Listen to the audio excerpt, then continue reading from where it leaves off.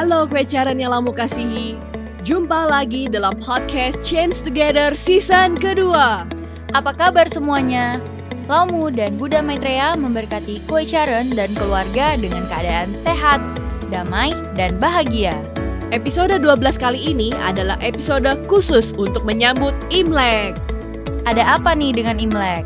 Yuk kita cari tahu. Sebelum membahas Imlek, sepertinya kita perlu ganti background dulu nih.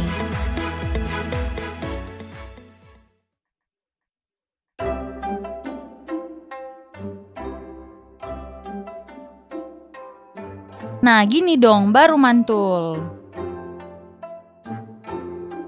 Meski Imlek tahun ini berbeda, perayaan pertama kali dalam ribuan tahun tidak dengan perayaan besar dan harus dengan jaga jarak, tapi tidak mengurangi semangat dan maknanya ya. Betul sekali Jen. Sudah pakai musik Imlek nih, jadi langsung beda ya suasananya. Sudah Imlek nih. Iya dong Lucy. Biasa kamu Imlek ada tradisi apa Lus? Setel lagu Imlek gini nggak di rumah? Ya ada lah Jen. Seperti keluarga lain pada umumnya ya. Dulu sebelum pandemi ini, malam tahun baru pasti kumpul makan bersama. Biasa udah dari siang tuh, sibuk-sibuk masak. Terus udah selesai makan malam, kita beberes rumah. Setelah itu kita pergi ke wihara. Malam tidur pakai baju tidur baru. Besok paginya bangun, lalu kita cepet-cepet mandi dan kyonghi ke papa mama. Terus seharian cari duit deh. Maksudnya berkunjung, menjalin tali silaturahmi ke kerabat lain. Kayaknya kata-kata pertama nih yang jujur. Cari angpau nih ya. Bercanda loh Jen. Berkunjung ya yang benar kue Sharon. Angpau sih bonus. Tapi itu semua sebelum pandemi. Sekarang di masa pandemi ini, kita tahan diri, tahan ego untuk tidak kumpul keluarga di kampung halaman. Iya betul kue Sharon. Sebelum pandemi setiap Imlek pasti kita mengikuti tradisi mudik, saling berkunjung, memberi angpau dan sebagainya. Tapi sekarang di masa pandemi ini kita harus bijak menjalankan aturan dan protokol kesehatan yang ada. Kita jalankan esensi dari tradisi Imlek saja ya kue Sharon. Misalnya tradisi pemberian angpau. Hayo, ada yang tahu nggak kenapa biasanya angpau diberikan kepada orang yang lebih muda, belum menikah, atau yang belum bekerja? Ada yang pernah kepikiran nggak kenapa? Atau pokoknya dapat angpau yang tebal aja nih? Hehehe. Ada legendanya loh itu Jen. Saya pernah baca tuh di Google.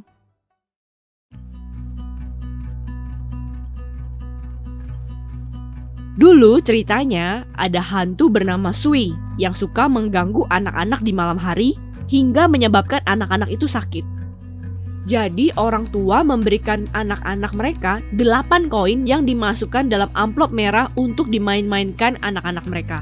Hingga anak-anak mereka terjaga dan tidak diganggu Sui. Tapi akhirnya anak-anak tersebut capek dan tertidur.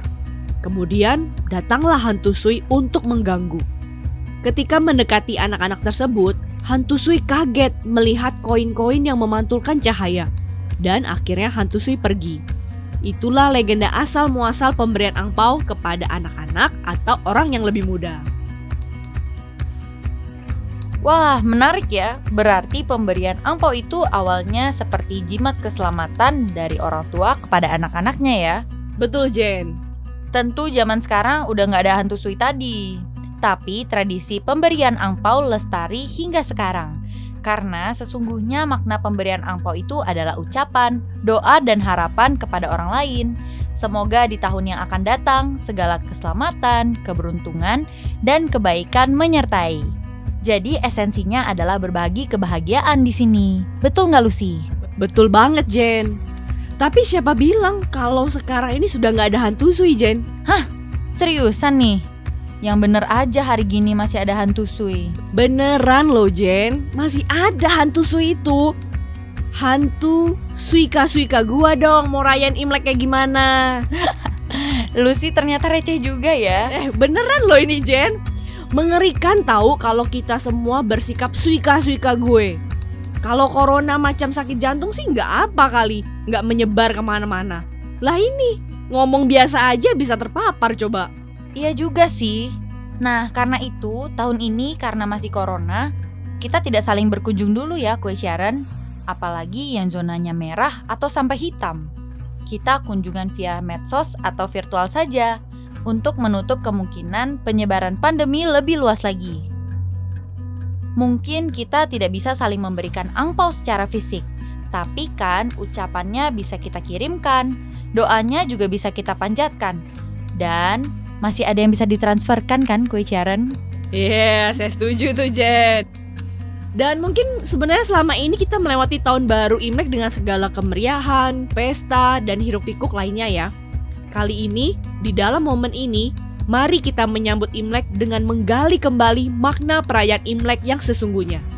Nah, makna perayaan Imlek pasti kue Sharon juga sudah pada tahu. Ada banyak versi dan ceritanya. Bisa di-googling sendiri deh. Kali ini kita mau share versi yang berbeda nih kue Sharon.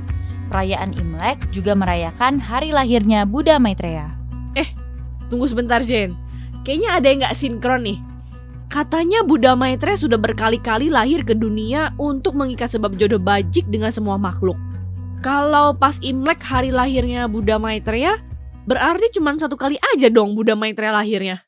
Gini Lucy, tanggal 1 bulan 1 Imlek dipilih sebagai peringatan hari kelahiran Buddha Maitreya karena pada saat tahun baru Imlek semua orang bersukacita. Buddha Maitreya adalah Buddha pembawa sukacita, kebahagiaan, dan keberkahan dambaan semua makhluk. Karena itu, kelahiran Buddha Maitreya menjadi harapan semua makhluk. Dan Imlek tanggal 1 adalah hari termulia dan hari pertama dalam setahun. Maka di hari terbaik inilah umat manusia berdoa memohon kelahiran Buddha Maitreya ke dunia dan menjadikan Imlek tanggal 1 sebagai hari kelahiran Buddha Maitreya. Kalau mau ikutin beneran hari lahirnya Buddha Maitreya, bisa setiap hari, 1 tahun, 365 hari besar. Tapi emang iya sih, tanggal 1 Imlek adalah hari kelahiran biksu berkantung. Wah, baru tahu nih saya tentang Imlek dan Buddha Maitreya.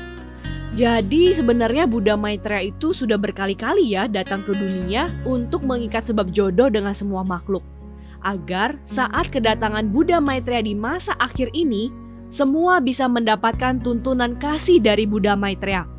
Nah, kita-kita inilah yang hoki sudah mendapatkan tuntunan tersebut. Mungkin kehidupan sebelum-sebelumnya kita pernah menjadi murid Buddha Maitreya, atau pernah memberi salam kepada petapa Ajita, atau mungkin juga malah kita pernah ditolong oleh biksu berkantung. Apapun yang pernah terjadi di kehidupan kita sebelumnya, hari ini kita sudah seharusnya sangat bersyukur sekali telah mendapatkan jalan ketuhanan. Coba aja kue Sharon pikir-pikir. Sudah dari awal kan kita diberitahu dan selalu diingatkan akan maha bencana di akhir zaman. Tak henti-hentinya lagi kita selalu dibimbing, dituntun bagaimana kita melangkah menjalani kehidupan kita kali ini sebagai manusia. Dan lihatlah sekarang kue Sharon, di tahun 2020 kita sudah masuk di tengah bencana itu. Sebagai umat ketuhanan, sebenarnya kita juga sudah familiar sekali ya mendengar kata bencana. Saosyang 3 kali sehari mendoakan dunia terbebas dari bencana dan malapetaka. Baca Chifutse lebih jelas lagi tuh, ada kata-kata Kang Feng Chie atau badai matahari dahsyat. Tapi kita yang telah bertahun-tahun ini membina, adakah terpanggil untuk bergegas mempersiapkan diri menghadapi bencana? Seperti kata Lucy tadi, sekarang kita sudah di tengah bencana nih. Apa perubahan dalam diri kita yang sudah berhasil kita tanamkan? Perubahan tadi benih kebaikan atau malah benih keburukan nih kue Sharon? Kue Sharon yang Lamu kasihi, Buddha Maitreya dalam kuasa kasih Lamu datang untuk menuntun dan menyelamatkan kita. Buddha Maitreya dengan maha kasihnya ingin agar sebanyak mungkin umat manusia bisa kembali kepada Lamu. Karena itu, Buddha Maitreya berkali-kali datang ke dunia untuk mengikat sebab jodoh. Nah, kita yang sudah berjodoh ini, mau nggak follow Buddha Maitreya? Umpamanya nih, kita sudah dikasih tiket pesawat sama Buddha Maitreya. Udah dikasih tahu pesawatnya, boardingnya, sampai disiapin driver bawa kita ke bandara. Kita yang dikasih hati minta jantung nih, malah leha-leha, nggak siap-siap barang bawaan kita, ID card kita. Kita jadi terlena dan anggap enteng. Hingga akhirnya kita bangun kesiangan. Lalu endingnya, kita jadi ketinggalan pesawat deh. Nah, kalau sudah begitu, salah siapa? Mungkin kita akan salahkan Buddha Maitreya. Kasih flightnya kepagian sih. Atau drivernya, kok nggak reminder lagi sih? Padahal ya, Buddha Maitreya sudah kasih kita tiket bisnis kelas. Buddha Maitreya juga sudah telepon-telepon kita juga. Tapi HP kita jawabnya, maaf, nomor yang Anda tuju terlalu sibuk. Drivernya juga sudah ketok-ketok pintu rumah kita. Tapi apalah daya, tidur sambil pakai headset. Salahkan diri sendiri kalau yang tersisa hanya penyesalan hati, Kue Charon. Wah, Zoe Buci ya Kue Charon. Jadi berat dan serius banget nih pembahasan Imlek kita ya. Tapi kalau misalnya Imlek identik dengan pulang kampung dan kumpul keluarga, sejatinya melalui Buddha Maitreya lah kita bisa pulang ke kampung halaman ilahi dan berkumpul dengan Laumu Mama. Kalau Imlek identik dengan pemberian angpau tanda keselamatan dan kebahagiaan, sejatinya Buddha Maitreya lah pembawa jalan keselamatan dan kebahagiaan untuk kita semua.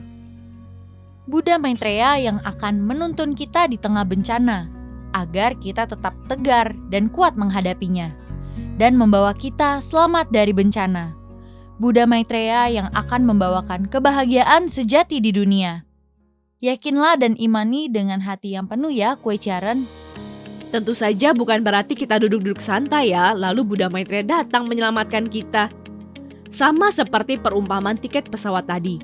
Kita juga harus menyelesaikan porsi usaha diri kita sendiri, Kue Charon. Kita buang sifat-sifat kurang baik di dalam diri kita. Coba kita renungkan dan cari tahu apa saja sifat buruk kita. Lalu kita berusaha mengikisnya pelan-pelan di dalam kehidupan kita sehari-hari. Kalau sulit gimana? Tenang Kue Charon, jangan panik. Minta bantuan Laumu dan para Buddha melalui Kosho. Nah, Kue Charon, meskipun Imlek tahun ini jauh dari kemeriahan, tapi melalui momen Imlek tahun ini kita mantapkan iman kita terhadap Buddha Maitreya. Kita pertebal rasa syukur kita telah mendapatkan jalan ketuhanan. Kita tingkatkan pemahaman akan kebenaran. Tentu saja kita aplikasikan juga ya dalam kehidupan kita. Lalu kita bagikan kasih dan keindahan yang ada di dalam diri kita. Dan kita perbanyak doa, sujud, dan pertobatan kita. Kita song-song tahun baru kerbau logam dengan perubahan diri kita yang lebih baik.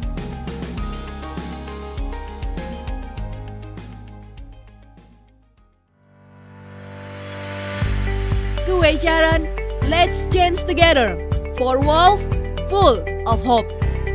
Akhir kata dari kami segenap keluarga podcast Change Together.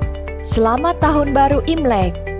祝福大家天天幸福。 Selamat Tahun Baru Imlek, 天天幸福。 Selamat Tahun Baru Imlek. 天天幸福。恭喜恭喜！ 新年快乐！ Selamat Tahun Baru Imlek. Laumu dan Buddha Maitreya Memberkati Kue Charon semua. Di tahun kerbau logam. Sampai jumpa di podcast Change Together selanjutnya.